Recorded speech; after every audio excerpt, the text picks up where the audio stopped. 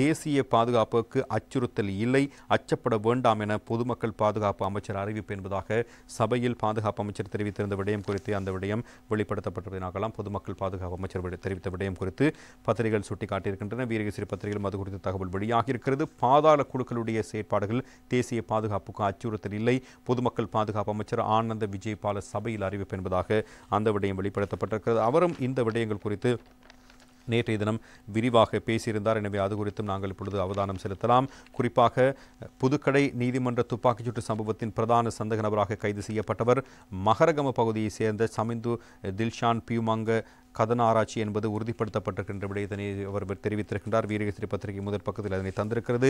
பாதாள குழுக்களுடைய செயற்பாடுகள் தேசிய பாதுகாப்புக்கு எந்த விதத்திலும் அச்சுறுத்தலாக அமையாது, தேசிய பாதுகாப்பு பலப்படுத்தப்பட்டிருக்கிறது என்ற பொதுமக்கள் பாதுகாப்பு அமைச்சர் பாராளுமன்ற விவகாரங்கள் அமைச்சர் ஆனந்த விஜயபால நேற்று தெரிவித்திருந்தார். பாராளுமன்றத்தில் நேற்று வியாழக்கிழமை நடைபெற்ற அமர்வின் பொழுதே இந்த விடயங்களை அவர் சுட்டிக்காட்டி பேசியிருப்பதையும் நாங்கள் காணக்கூடியதாக இருந்தது. எனவே பல்வேறு முக்கியமான விடயங்களை சுட்டிக்காட்டி அவர் இந்த விடயத்தினை வெளிப்படுத்தியிருப்பதையும் பத்திரிகைகள் தந்திருப்பதை நாங்கள் காணக்கூடியதாக இருக்கிறது.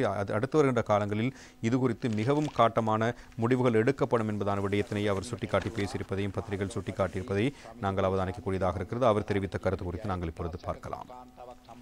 පරීක්ෂණ දිගටම විමර්ශන සිදු කරමින් පවතිනවා. ජාතික ආරක්ෂාවට කිසිදු තර්ජනයක් හෝ බාධාවක් එල්ල වෙලා නැහැ. මේවා තැන තැන සිද්ධ වෙන පාතාල ක්‍රියාකාරකම් නැත්තම් සංවිධානාත්මක අපරාධ කල්ලි අතර සිදුවන ගැටුම් මේවා දීර්ඝ කාලයක් තිස්සේ මේ සමාජයේ සිද්ධ වුණා. ජාතික ආරක්ෂාවට තර්ජනයක් කියන බොහෝ අයගේ කාලවකවානුවල තුල මාධ්‍ය ආයතන ගිනිගත්තා. ඒ වගේම මාධ්‍යවේදීන් මහපාරේ මිය ගියා. ඒ වගේම විශාල පිරිසක් ඝාතනවලට ලක් වුණා. ඒ සමහර ඝාතන අවුරුදු 10ක් இந்த சம்பவத்தினால் தேசிய பாதுகாப்புக்கு அச்சுறுத்தலோ இடையூறோ ஏற்படவில்லை. இவர் ஒவ்வொரு இடங்களிலும் இடம்பெறும் பாதாள குழுக்கள் அல்லது திட்டமிட்ட குற்றச் செயல்களில் இடம்பெறும் மோதல்களாகும். இது போன்ற சம்பவங்கள் நீண்ட காலமாக சமூகத்தில் இடம்பெற்று வருகின்றன. தேசிய பாதுகாப்புக்கு அச்சுறுத்தல் இருந்த அநேகமான காலப்பகுதிகளில் ஊடக நிறுவனங்களுக்கு தீ வைக்கப்பட்டன.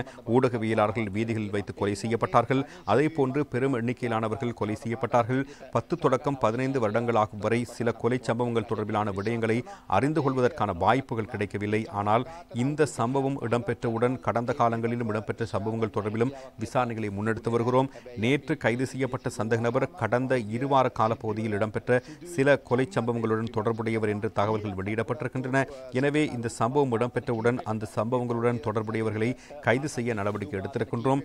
இது போன்ற ஓரிரு தனிச்சம்பவங்களை தேசிய பாதுகாப்பு அச்சுறுத்தல் என்று கருத வேண்டியதில்லை என்று அரசாங்கம் என்ற அடிப்படையில் நாங்கள் நம்புகிறோம். தேசிய பாதுகாப்பு உறுதிப்படுத்தப்பட்டிருக்கிறது. சில காலங்களுக்கு முன்னர் இடம்பெற்ற கொலை சம்பவங்களுடன் தொடர்புடைய சந்தேக நபர்களை பாதுகாக்கும் நடைமுறைகளை கையாளப்பட்டிருக்கின்றன. ஆனால் இந்த அரசாங்கம் அப்படி ஒரு நிலைப்பாட்டில் இல்லை. யாராக இருந்தாலும் அவர்களை சட்டத்தின் முன் நிறுத்துவோம். நீதிமன்ற நீதிபதிகள் மற்றும் அதிகாரிகளுடைய பாதுகாப்பை குறைக்க எந்தவிதமான நடவடிக்கைகளும் எடுக்கப்படவில்லை என்பதான விடயமும் அவரால் சுட்டிக்காட்டப்பட்டிருந்ததை நாங்கள் காணக்கூடியதாக இருந்தது. அவர்களுடைய பாதுகாப்பு அவ்வாறு வழங்கப்படுகிற நீதிமன்ற சுட்டு வட்டாரத்தின் பாதுகாப்பு நடவடிக்கைகள் தொடர்ந்தும் போலீசாரினால் முன்னெடுக்கப்பட்டு வருகின்றன. ஆனால் நீதிமன்ற உள்ளக பாதுகாப்பு தனியார் பாதுகாப்பு பிரிவினர்களாலே முன்னெடுக்கப்பட்டு வருகிறது. நீதிமன்றத்துக்குள் போலீசார் ஆயுதங்களை கொண்டு செல்வதற்கு இடமளிக்கப்படுவதில்லை.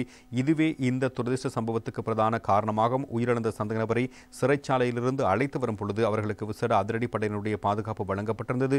ஊடகவியலாளர்களின் பாதுகாப்பிலும் முக்கியஸ்தர்கள் பாதுகாப்பிலும் எந்த சிக்கலும் இல்லை என்பதான விடயத்தினை பொதுமக்கள் பாதுகாப்பு அமைச்சர் நேற்றைய தினம் சுட்டிக்காட்டி பேசியிருந்ததையும் நாங்கள் காணக்கூடியதாக இருக்கிறது.